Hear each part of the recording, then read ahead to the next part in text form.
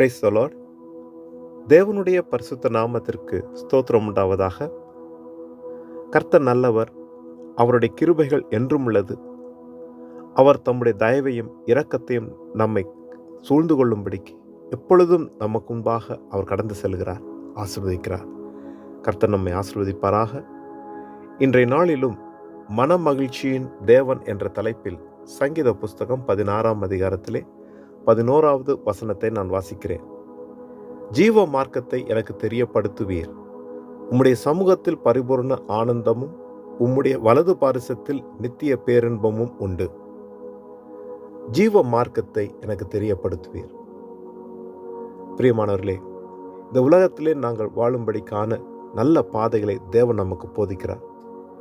நாங்கள் செய்ய வேண்டியது என்ன என்பதை அவர் நமக்கு சொல்லிக் கொடுக்கிறார். நாம் ஆண்டவரிடத்தில் ஜெபித்து காரியங்களை செய்யும் பொழுது அவருடைய வழிநடத்தல் நமக்கு உண்டாகிறது. அவர் நம்மை பாதுகாக்கிறார். நம்முடைய செய்கைகளை தேவனிடத்தில் ஒப்புக் கொடுப்போம். தேவ சமூகத்திலே நம்மை தாழ்த்துவோம். காரியங்களை அவருடைய சன்னிதானத்திலே வைப்போம்.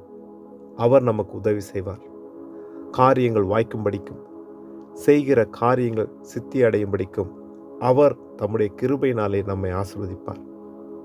அவருடைய சமூகத்திலே நாம் காத்திருக்கும் பொழுது அந்த சமூகத்திலே உண்டாயிருக்கிற ஆனந்தமும் மகிழ்ச்சியும் பேரின்பமும் நம்மை சூழ்ந்து கொள்ளுகிறது. எல்லா புத்திக்கும் மேலான தேவ சமாதானமானது நம் இருதயங்களை ஆளுகை செய்யும்படிக்கு அவர் நமக்கு உதவி செய்கிறார்.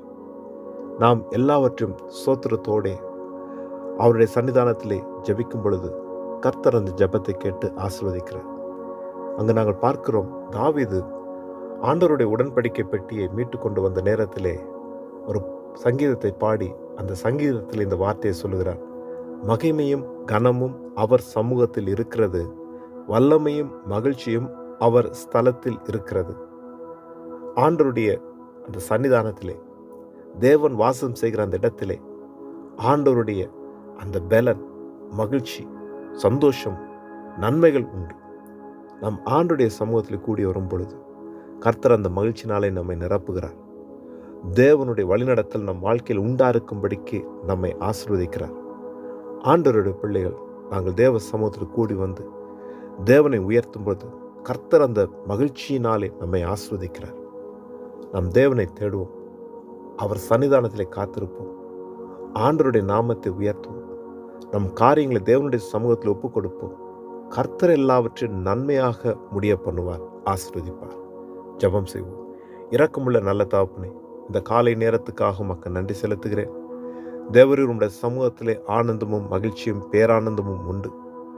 ஆண்டவரே, நீர் எங்களுக்கு ஜீவ மார்க்கத்தை போதித்து நடத்துகிற தேவன். ஆண்டவரே, உம்முடைய சமூகத்தில் எங்களை தாழ்த்துகிறோம். கர்த்தர் நீர் எங்களை நடத்துவீராக. நாங்கள் நடக்க வேண்டிய பாதைகள், நாங்கள் செய்ய வேண்டிய காரியங்கள், நாங்கள் சிந்திக்க வேண்டிய சகல காரியங்களையும் தேவரீர் நீர் உம்முடைய ஆவியான உதவியோடு எங்களை நடத்துவீராக. உம்முடைய ஆவியான பிரசன்னம் எங்களுடைய இருதயங்களை ஆளுகை செய்யும்படிக்கு ஜெபிக்கிறேன். எல்லா காரியத்திலும் உம்முடைய பரிபூர்ண ஆண்டவரே கிருபைகள் உம்முடைய வழிநடத்து உண்டாக்கும்படிக்கு உதவி செய்வீராக. காரியங்களை வாய்க்க பண்ணுங்க. எல்லா தடைகளையும் நீக்கி தேவ சமாதானமானது எங்கள் இருதயங்களை ஆளுகை செய்யும்படிக்கு ஜெபிக்கிறேன்.